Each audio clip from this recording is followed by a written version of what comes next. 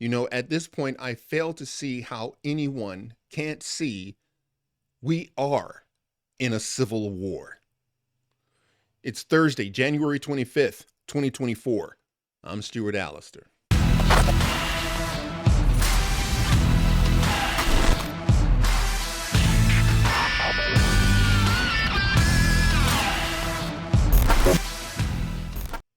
From the Daily Wire, Democrats call on Biden to seize control of Texas National Guard from Abbott. Now, for those of you who still say this is not a civil war, is it your position that since you don't have, men dressed in red and black and they're not on a barren field marching toward one another with bayonets, that this isn't a civil war? Is that your position? Because this is a civil war. We don't live in that era anymore. We are dealing with third, fourth, and fifth generation warfare. How do you come to that conclusion? It doesn't make any sense, not when you actually look at the evidence. All right, before we go any further, why don't you wreck that like button, subscribe to my channel if you haven't, and press that notification bell so you never miss an episode. Democrats are calling on President Joe Biden to seize control of the Texas National Guard to prevent Texas Republican Governor Greg Abbott from stationing them along the U.S. southern border. How do you do that? Again, how do you disarm them? How do you tell them to go home? Do you talk to their commanding officer? And then what does their commanding officer say? Democratic Representative Joaquin Castro, that guy actually wanted to be your president, by the way, and Greg Tsae of Texas accused Abbott of defying the Supreme Court by continuing to station National Guard troops at the southern border and build illegal immigration deterrents out of razor wire. Quote, Governor Greg Abbott is using the Texas National Guard to obstruct and create chaos at the border. If Abbott is defying yesterday's Supreme Court ruling, POTUS needs to establish sole federal control of the Texas National Guard now. Now, once again, I'm looking at the logistics. This is what now, I don't know if he's doing this for, street cred from his leftist wackadoodles. Maybe that's what he's trying to do. But I would love to sit down and ask him, Representative Castro, imagine him being the president. We're going to talk now to President Castro and his administration. Dear God, I would love to ask him, can you please just map out for us in plain English exactly how this is supposed to take place, how this goes down when you have two armed factions, both taking different orders, both claiming constitutional right to be there? Dear Lord. Cesar followed up on Wednesday, adding Greg Abbott has continued to use political stunts. So I'm just curious. 7, 8, 9 million illegals. That's a political stunt? And inflammatory language, securing the border is inflammatory language? To advance his own agenda.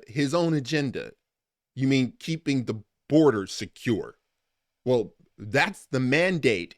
That's the oath of office, to secure the border. Violating the Constitution and endangering both U.S. citizens and asylum seekers. Asylum seekers, how do you know that they're asylum seekers? Because if they were asylum seekers, we have like over 20 ports of entry that they can go to, that it won't cost them their life. If they're real asylum seekers, why don't they go through the legal channels that we have already set up? I Abbott issued a statement Wednesday accusing Biden of violating his oath of office and facilitating an illegal immigration invasion of the state of Texas. Quote, the executive branch of the United States has a constitutional duty to enforce federal laws protecting states, including immigration laws that are on the books right now. President Biden has instructed his agency to ignore federal statutes that mandate the detention of illegal immigrants. So when the president of the United States says, don't enforce the laws that have been passed by you, the people, what is Texas supposed to do?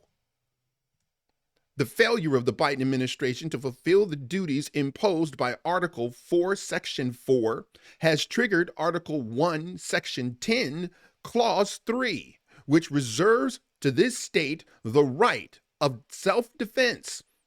For these reasons, I have already declared an invasion under Article 1, Section 10, Clause 3 to invoke Texas's constitutional authority to defend and protect itself. That authority is the supreme law of the land and supersedes any federal statutes to the contrary. So you have one side saying we have constitutional authority. You have another side saying, no, we have constitutional authority. In the meantime, you have a state that has been the portal of untold terrorists. You have no idea what's coming to this country. You have no idea who's crossing the border. You have no idea. I think they caught like, I don't know, maybe 200 or so that were on FBI's, watch list. Like 200 out of millions. Just stop and think about that. You have 200 people that were captured, but you had like millions upon millions upon millions that have already crossed. Those are the ones that we know about, by the way. And how, explain to me how that is showing fidelity to the U.S. Constitution.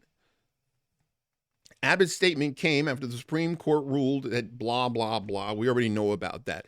Now, this is the letter he sent Biden, and this is what I want you to see, okay? The federal government has broken the compact between the United States and the states. The executive branch of the United States has a constitutional duty to enforce federal laws protecting states, including immigration laws on the books right now.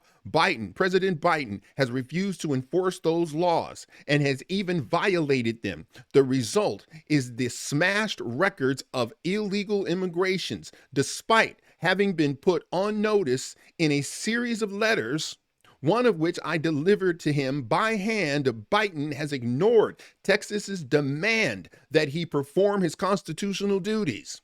President Biden has violated his oath to faithfully execute immigration laws enacted by Congress. By Congress, that's you.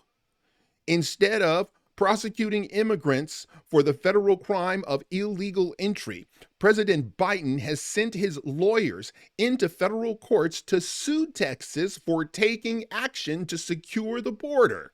President Biden has instructed his agency to ignore federal statutes that mandate the detention of illegal immigrants. The effect is to illegally allow their en masse parole into the United States.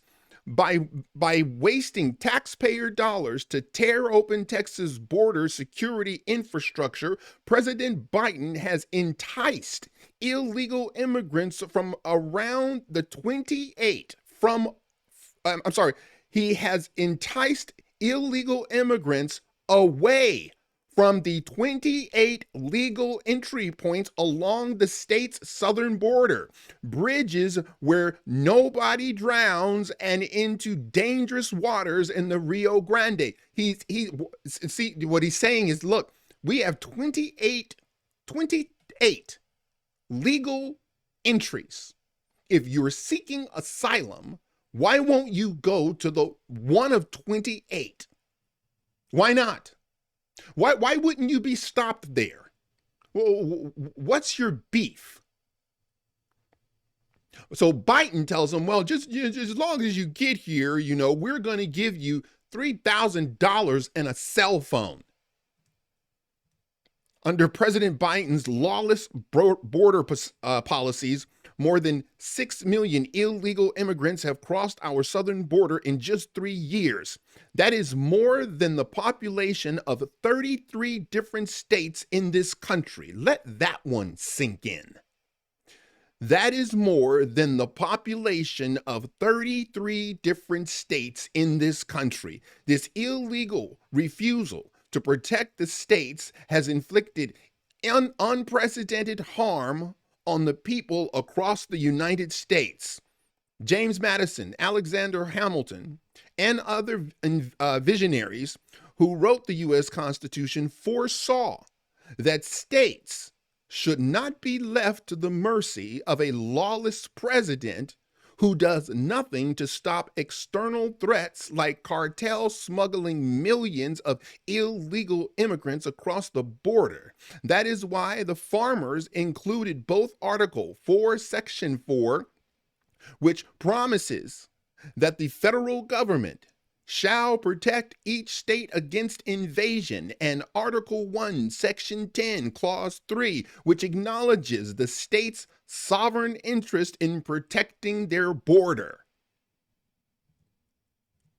The failure of the Biden administration to fulfill the duties imposed by Article 4, Section 4 has triggered Article 1, Section 10, Clause 3, which reserves this state the right of self-defense. For these reasons, I have already declared an invasion under Article 1, Section 10, Clause 3 to invoke Texas's constitutional authority to defend and protect itself. That authority is the supreme law of the land and supersedes any federal statute to the contrary. The Texas National Guard and the Texas Department of Public Safety and other Texas personnel are acting on that authority, as well as state law, to secure the Texas border.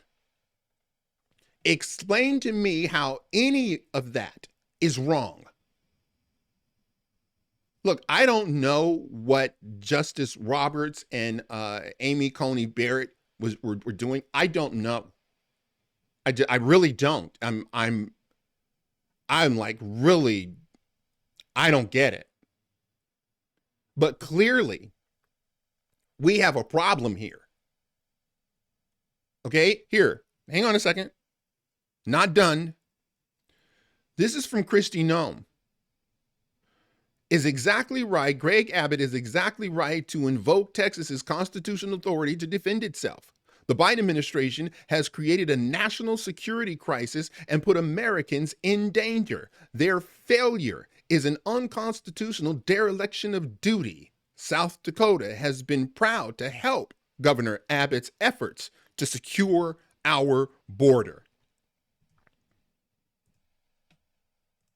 Sarah Huckabee Sanders. If President Biden won't defend us, states will have to defend themselves. Arkansas stands with Texas. Governor Kim Reynolds.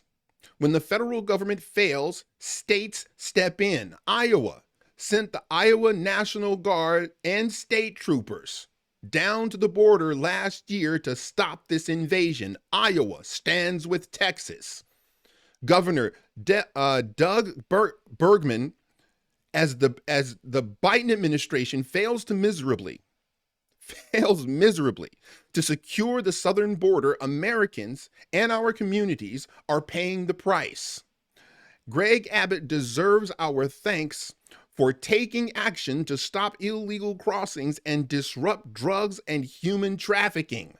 North Dakota stands with Texas. Now, there are several other states that have pledged allegiance. Really, I don't want to say pledge allegiance, but they stand with Texas. Do you know why? Because they know what this is. This is nothing more than a power grab by Democrats to make sure that the GOP has no control over this country anymore. And the end of which will be to spend us into oblivion. Spend the money that your great grandchildren deserve. So I'm curious as to those of you who don't think we're in a civil war right now. Now, hey, maybe at some point, maybe today, maybe tomorrow, Joe Biden wakes up, turns to Jill and says, "You know, honey, I think we should get you up, honey." To which she will reply, "What did you say?" So, "Oh, I'm sorry. Can someone call the media in here so they can translate?" Maybe he stands down. Okay. Maybe Texas stands down. God. So what's worse? Joe Biden standing down? That's what you hope for. Greg Abbott standing down? That you don't want. And you have, vampires like Gavin Newsom giving illegals free health care, just summoning everyone to come from around the world so California taxpayers can pay their bills. And you tell me we're not in a civil war. Shut the door. Get out of here. All right, that's it for now. If you like this video, smash that like button and subscribe. And if you're following me on Rumble, please press that follow button. And until the next time, God bless.